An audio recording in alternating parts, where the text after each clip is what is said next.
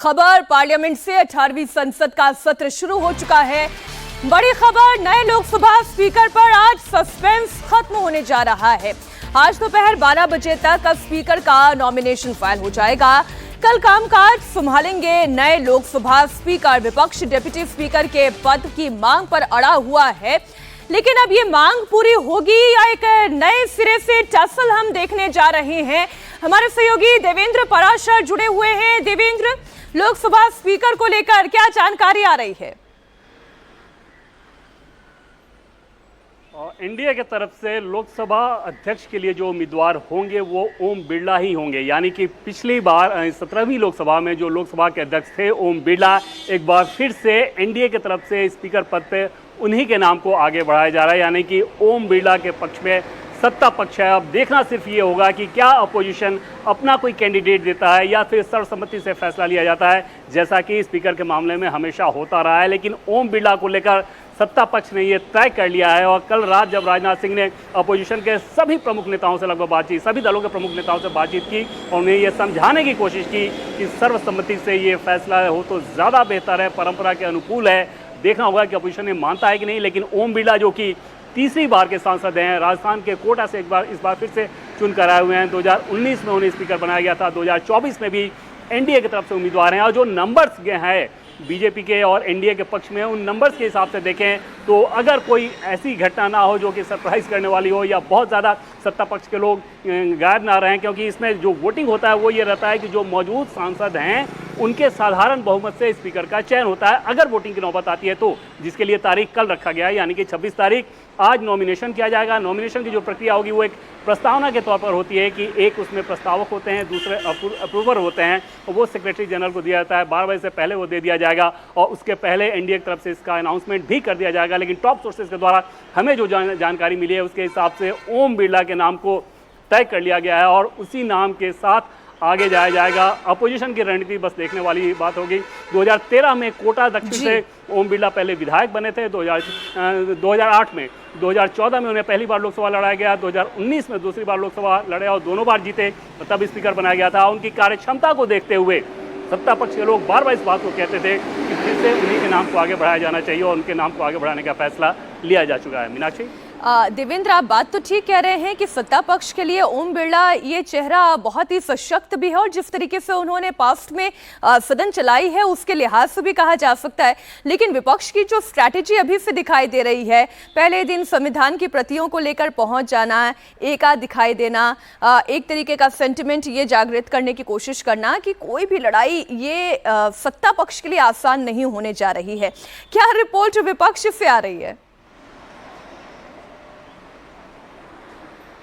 देखिए, अपोजिशन निश्चित तौर पे इसमें भी एक नैरेटिव गढ़ने की कोशिश कर सकता है और नैरेटिव इस लिहाज से मैं कह रहा हूँ कि नतीजे उनको पता है कि नतीजे क्या होंगे। अगर अपोजिशन की तरफ से भी कोई स्पीकर के लिए कोई कैंडिडेट आता है तो उस कैंडिडेट की हार ही होनी है नंबर्स गेम में, क्योंकि सभी जानते हैं कि सत्ता पक्ष किस प्रकार से आसानी के साथ और बहुमत से काफ़ी आगे है। तो उस लिहाज से अपने स्पीकर के कैंडिडेट को जिताने में उन्हें कोई दिक्कत नहीं होगी। लेकिन नैरेटिव को लेकर, नैरेटिव दलित के साथ अन्याय, तो इस तरह की नैरेटिव गढ़ने की कोशिश अपोजिशन कर सकता है। कल जो राजनाथ सिंह की बातचीत हुई, उस बातचीत में उन लोगों ने कोई ठोस आश्वासन नहीं दिया। जाहिर तौर पे आज जब अपोजिशन की बैठक होगी, इंडिया ब्लॉक के नेताओं की बैठक होगी अब से थोड़ी देर बाद, तो उस बैठक में शायद अंतिम फैसला हो और वहां पर अपोजिशन के कुछ नेताओं का रुख देखना बहुत दिलचस्प होगा। खासतौर पर राहुल गांधी, अखिलेश यादव, इन दोनों का रुख क्या है, क्या ओम बिरला के पक्ष में वो समर्थन देते हैं। राहुल गांधी के स्पीच को लेकर आपको ध्यान होगा कि पिछली लोकसभा में किस प्रकार से बहुत सारे आरोप लगे थे, तो वो देखने वाली बात होगी। लेकिन नंबर गेम को लेकर एनडीए एकदम से कंफर्टेबल है और वहां पे कोई दिक्कत होगी नहीं। मैं इसलिए कह रही हूँ देवेंद्र, ये सवाल इसलिए मन में उठता है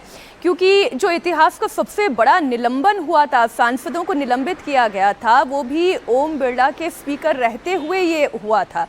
तो ऐसे में विपक्ष क्या उतनी आसानी से तैयार हो जाएगा ओम बिरला के नाम के लिए? इसलिए ये सवाल और ज्यादा उठ रहे हैं।